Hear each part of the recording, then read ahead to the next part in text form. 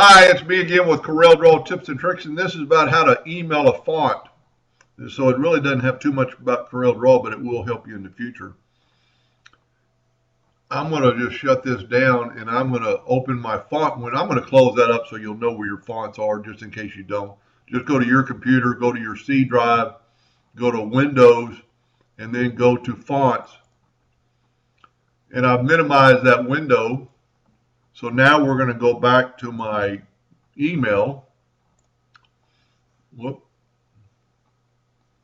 I'm going to have to open a new, well, no, this is an email. I'm going to compose an email, and there's my letter, and here's my fonts.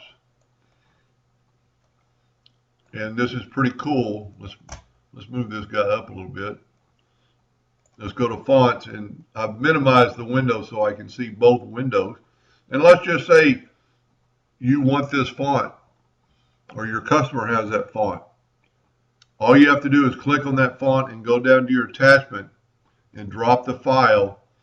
In just a few seconds, that file will load, and you can email it to yourself.